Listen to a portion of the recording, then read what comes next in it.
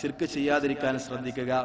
ഈ കാര്യം കൊണ്ടാണ് അള്ളാഹു ചോദിക്കുന്നത്, അലൈസല്ലാഹു ബികാഫിൻ അബ്ദഹു, അള്ളാഹുവിന്റെ അടിമക്ക് അള്ളാഹു മാത്രം പോരെ. അത് ശിർക്കാണ് അള്ളാഹു അല്ലാത്തവരോട് സഹായം ചോദിക്കുന്നത്, അള്ളാഹു അല്ലാത്തവരോട് പ്രാർത്ഥിക്കുന്നത്. അതുകൊണ്ട് ഇതാണ് തൗഹീദ് എന്ന് നമ്മൾ മനസ്സിലാക്കണം. മക്കാം ശിർക്കീങ്ങൾക്ക് തൗഹീദിൽ വ്യതിയാനം വന്നത് എവിടെ എന്നും കൃത്യമായി നമ്മൾ പഠിക്കേണ്ടതുണ്ട്. അങ്ങനെ യഥാർത്ഥ മുവഹിദീങ്ങളായി ജീവിച്ചു മരിച്ചു പോകാൻ നമ്മൾ ശ്രദ്ധിക്കുക. അള്ളാഹു അതിനുള്ള തൗഫീഖ് നമുക്ക് പ്രദാനം ചെയ്യുമാറാവട്ടെ.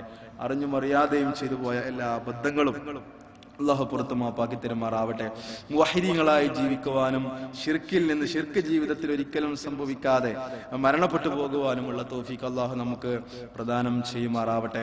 അറിഞ്ഞും അറിയാതെയും നമ്മളിൽ ശിർക്ക് സംഭവിക്കുന്നതിൽ നിന്ന് അള്ളാഹുവെ ഞങ്ങൾ നിന്നോട് ശരണം ചോദിക്കുകയാണ്. ഇബ്രാഹിം നബി അലൈഹിസ്സലാം പ്രാർത്ഥിച്ചതുപോലെ ആ പ്രാർത്ഥന നമ്മളും ചൊല്ലേണ്ടതുണ്ട്.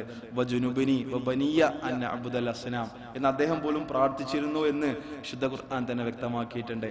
അപ്പൊ അള്ളാഹുവെ ഇത്തരത്തിലുള്ള എല്ലാ ശിർക്കുപരമായ പ്രവർത്തനങ്ങളിൽ നിന്നും മാറി നിൽക്കാനുള്ള തൗഫീഖ് നീ ഞങ്ങൾക്ക് പ്രദാനം ചെയ്യുമാറാവണേ. ഖുർആനും സുന്നത്തും അനുസരിച്ച് ജീവിക്കാനുള്ള തൗഫീഖ് അല്ലാഹുവേ നീ ഞങ്ങൾക്ക് പ്രദാനം ചെയ്യുമാറാവണേ. രോഗം കൊണ്ട് ബുദ്ധിമുട്ടുന്ന സഹോദരങ്ങളുണ്ട്, സഹോദരികളുണ്ട്. അള്ളാഹുവിന്റെ രോഗത്തിന് ശിഫ നൽകുമാറാവട്ടെ. മരണപ്പെട്ടു പോയ സഹോദരീ സഹോദരങ്ങൾക്ക് അല്ലാഹു മഗ്ഫിറത്തും റഹ്മത്തും പ്രദാനം ചെയ്യുമാറാവട്ടെ. അല്ലാഹുമ്മ വഫലിൽ മുഅ്മിനീന വൽ മുഅ്മിനാത്ത് വൽ മുസ്ലിമീന വൽ മുസ്ലിമാത്ത് ഇന്നക മുജീബുദ് ദഅവാതി യാ ഖാദിയൽ ഹാജാത്ത്. റബ്ബനാ ആതിനാ ഫിദ്ദുനിയ ഹസനതൻ വഫിൽ ആഖിറതി ഹസനതൻ വഖിനാ അദാബന്നാർ. റബ്ബനാ ളലംനാ അൻഫുസനാ വഇല്ലം തഗ്ഫിർ ലനാ വതർഹംനാ ലനകൂനന്ന മിനൽ ഖാസിരീൻ. ربنا تقبل منا دعاءنا إنك أنت السميع